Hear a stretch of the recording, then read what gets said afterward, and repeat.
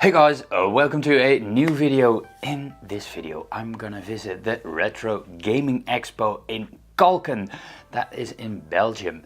It is a 2-hour drive, and why am I driving 2 hours for a retro gaming fair? Because in Belgium you have the items you don't have around here in the Netherlands, and the other way around, of course. This is a different culture and there are some different games around, and I want to take advantage of that. My last fair was a bit disappointing, to say at least. I decided not to make a list of things that I want, but what I want to have is, I hope they have Ristar for the Game Gear. I want to pick up some Game Gear games, and if I can't find anything, then I want to at least have a game in mint condition that I don't want to have, but for a cheap price. And it has to be Genesis, so Megadrive, Master System, or Game Gear. So that's it for my list, and let's go!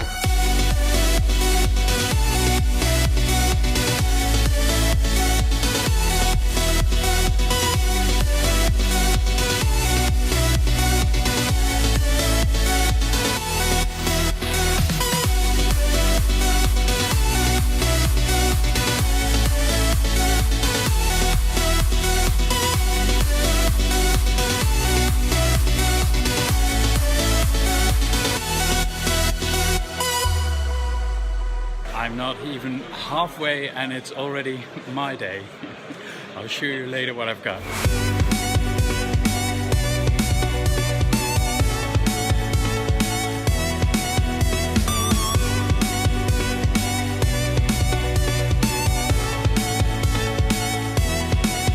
Yes, that was a really good fair. I will show you in the car what I've got.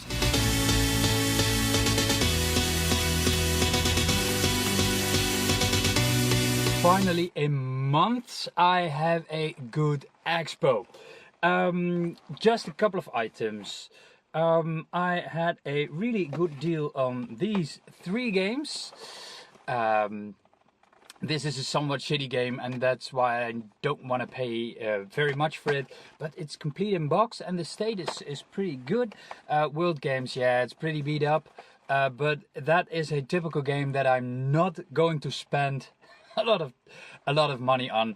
The case is, yeah, beat up, but the rest seems to be okay. And Tintin in Tibet, and yeah, the state of that is also okay. The price of the game alone was 15 euros, so I have 2 bonus games. I got a pretty good deal on Jungle Book for the Game Gear and Predator 2 for the Game Gear with a manual. Look everywhere is a tip that someone gave me, and look also underneath the tables, because there are sometimes boxes, and in one of those boxes I found a game that is, again, I paid 5 euros for this, complete in box, and of course mint condition. You need to look under the tables, because I got already also a game that this game for the Game Gear, I got it for 4 euros, and again it was under a table. So the best deals happen at the end of the show and under the table, literally.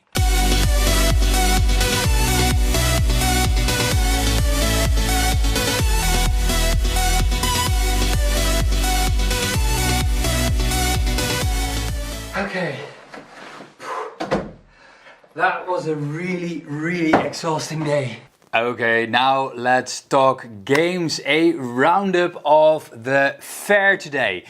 Let's start with the bad stuff. First of all, World Games. The reason why I picked this up is because it was cheap. I could find it for cheap. I played it. You can ride a bull, do pull thing that balancing that pull on your. No, the controls are bad. It's gonna be never be played again. But I knew that in front. I didn't have any high expectations. The graphics on the front look pretty okay though. That's it. Then Combat Cars. Combat Cars is a racing game, as the title already suggests. I didn't know what it was. I never heard of it, and I think, yeah, the graphics are okay. What I don't like is that you can, in the screen, you can select characters, and every character has different specific things that you can do. One can shoot, the other has a boost, the other can more accelerate, the other brakes good, etc, etc. Yeah, it reminds me a little bit of Micro Machines. But yeah, the game music of the title screen I really like, and that's, I think, where all the most effort of the game went to. Okay, talking about bad, the previous game was good in comparison to this game, Lemmings. Yes, I tried to play it. I had high expectations because I like the puzzle thing that I have on the Megadrive.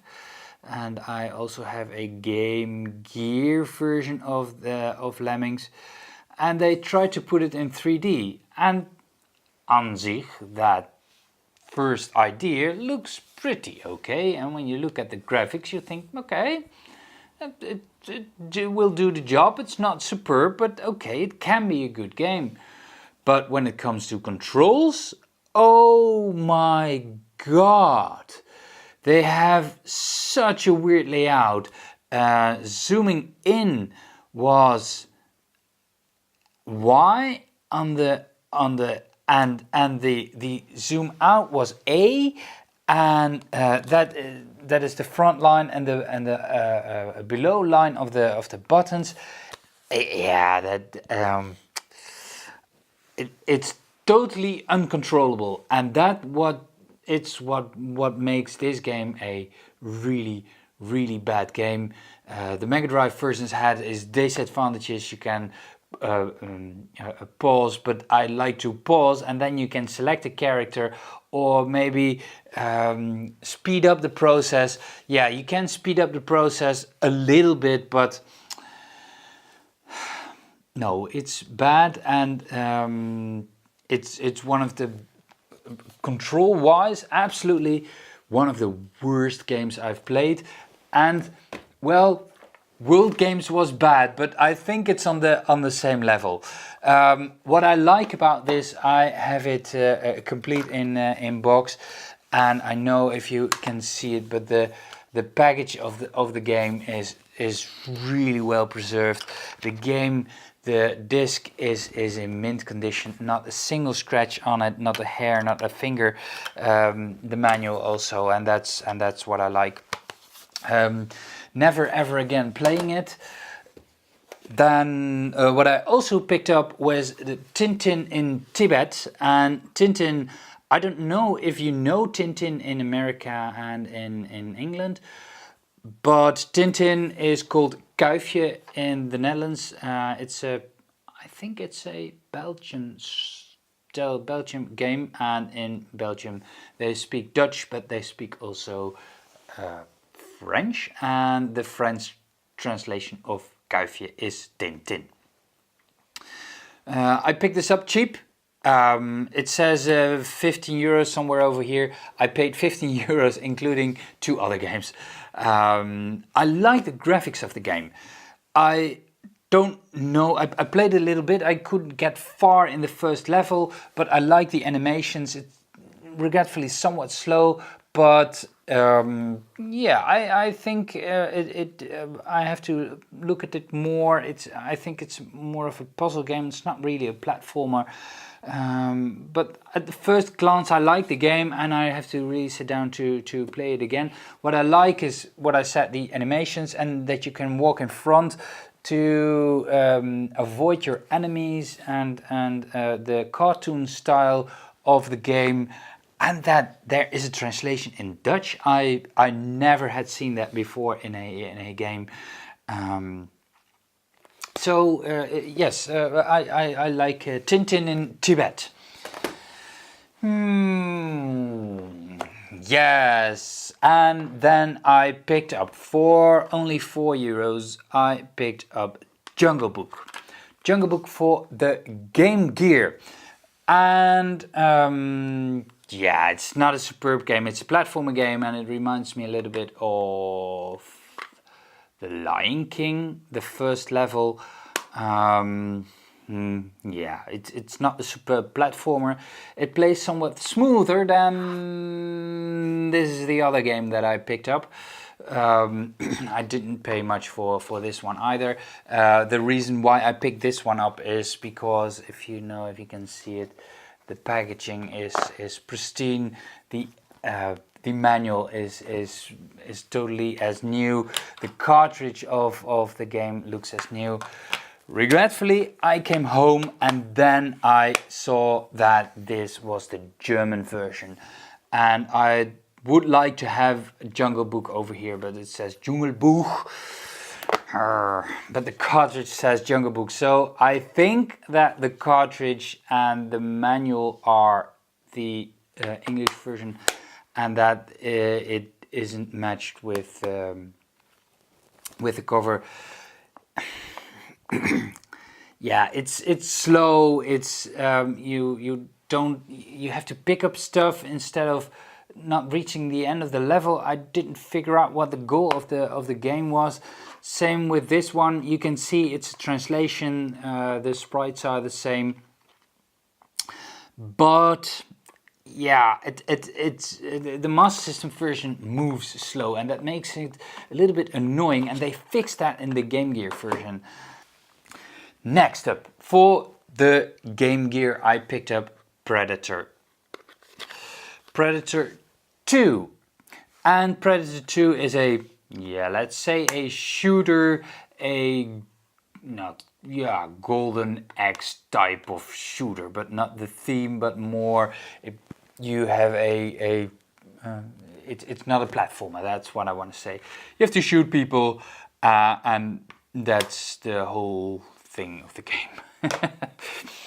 Not really interesting.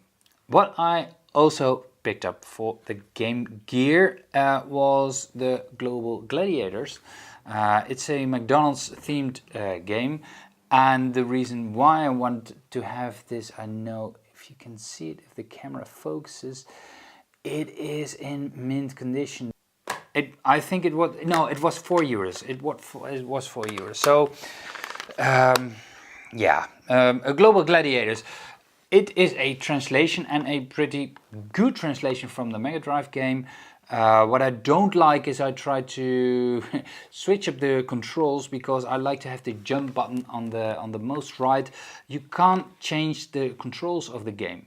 The music is the same. There is a different sound chip in the Master System and in the Game Gear, so they can't translate it literally. There's an FM synthesizer in the Genesis and a regular synthesizer in the Game Gear. Definitely not one of the best games out there. Then the next game that I picked up was Battle Arena Toshinden. Saturn games are getting pretty rare, and Saturn games in a really good condition, and I know if you can see the packaging, it is pretty good for a Saturn game. Mostly the edges are totally worn off. I see there's a little damage over here, and I think that is from the seal, from pulling off the seal. Then, when I look inside, is the manual is in mint condition, and the disc is in mint condition. That's why I picked it up. I'm not really a superb fan of the game. I played the game, And yeah, what I like about the game is that I have a booklet over here with some stuff in it, and it came with the game. And what I like about this kind of stuff, and you see the peripherals over here, this is how gamers got familiar with new games. There was propaganda in these boxes, and I like that this one was preserved so well because it's so defining for the time. I like that. I played the game and it's bad. It's just bad. I thought I was seeing a Virtua Fighter kind of game, only it was worse than Virtua Fighter. The controls, the moves, it moves slow, it moves sluggish, it doesn't really react good to what you're doing on the control pad. You have 4 buttons to avoid someone and roll over, and there are 2 moves for bashing and 2 moves for kicking, and then you have a move down, a kick, and a yeah. It's there are some special moves in there, and if you see, it looks like a Virtua Fighter. The characters I know from different other games, from Virtua Fighter, from Soul Calibur. That's the game that I was looking for. Yeah, it's a complete rip-off of all other fighting games, but above that, it is done really bad. Yes, but I also picked up for the Megadrive the Smurfs. I played the game. It's not superb, but it is okay.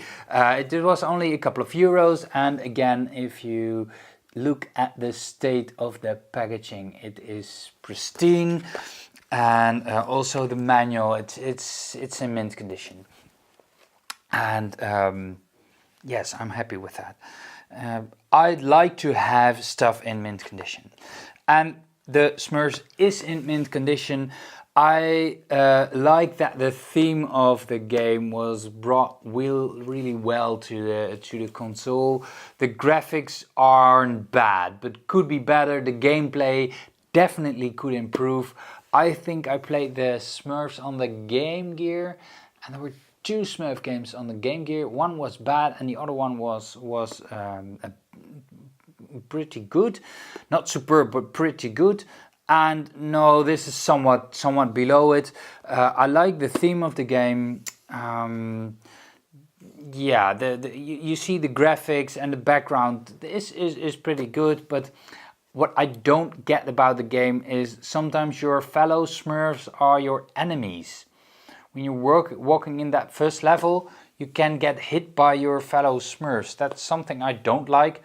What I like is that when you walk in a door, and that animation is pretty good, then you pop out the chimney of a how do you call that? The houses of those guys, the mushrooms.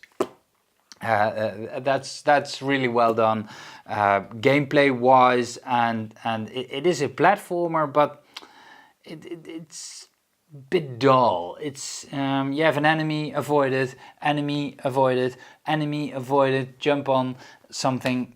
No, they could have watched to the Sonic games and see that you are can also make good games that are probably were as expensive as this one, but were definitely better than the Smurfs.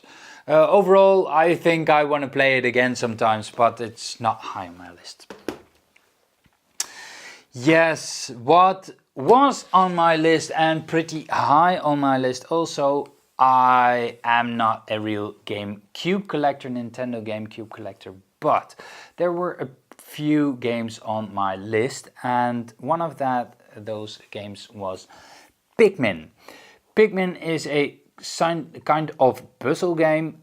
I didn't play it because it is a sealed copy, And I have a somewhat hate relationship with sealed copies because I can't play it. And I collect to play, but yeah. But this opportunity, I couldn't walk up away from that. You see, it's an official Nintendo seal. The funny thing is, it is imported to Italy and then came back to I was in Belgium, so apparently Belgium. Nevertheless, I think in the future I will pick up a worse version of the game. Pretty happy with this one. The packaging looks also good, so yes, Pikmin for the Gamecube.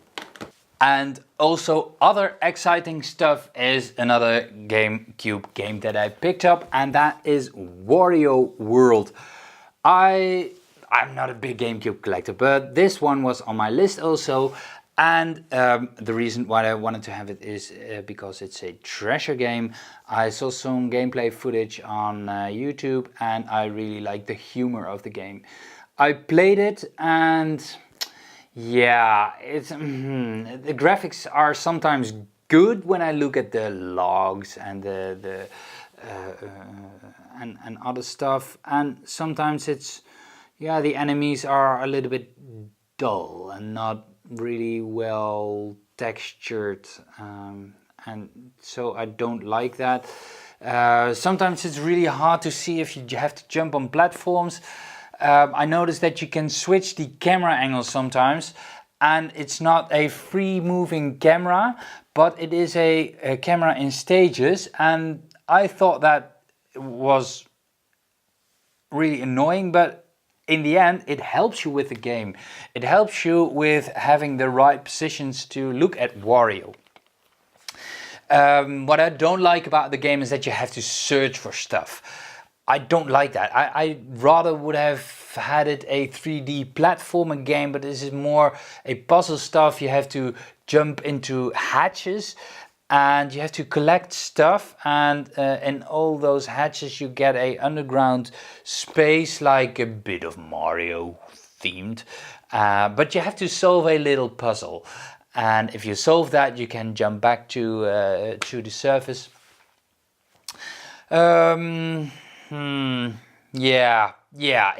I thought it would make more fun. Nevertheless, I picked it up for 22 euros, which isn't totally not a bad price. I saw it again lying for 40 euros, so I got a really good deal on this game. And what made my day, I'm not even halfway and it's already my day, is my last pickup. What made my day was a pickup for the Megadrive. What made my day was my pickup of Aleste Dragoon. Aleste Dragoon is a game that I was watching for a couple of months now, and I saw it around for 40 euros somewhere, and I didn't pick it up because I found it too expensive, and then I saw ads on the internet, 70, 80 euros, what? And I came on the fairs and 70, 80 euros was the going price for the game. And I played it on the emulator. I liked the game, I liked the theme of the game, the music, the enemies. I think that is a really original idea, that with a dragon, that dragon can a little bit help you in the game. The hidden places, it's a platformer, shooter, but there's only one way you can go, and that is only the right way. What I like about this was I paid only 45 euros for this, and the state of the game is good, and there's even a poster inside, and this is a Sonic poster. On the front side you have all the games, and that's again how Sega communicated with their fans, and on the back side is a Sonic poster. A lot of games, a lot of children had these posters in their bedrooms, and me also. Yes, really nice that I have that with this game. There are vendors that are selling these posters separately for 5 or 10 euros. But you have to look at the state of the manual. It is like new. It is pristine. Also the state of the cartridge. There is not a scratch on the label. The condition of this game is really good. And I like the game. I like the theme of the game. It's well thought through. It's original. I like it a lot. That's it for the Retro Gaming Expo in Kalken, Belgium. I hope you like this video. Don't forget to subscribe to my channel for everything about retro video gaming, and especially Sega retro video gaming. I hope you like this video, and I hope to see you in the next one. Thank you for watching.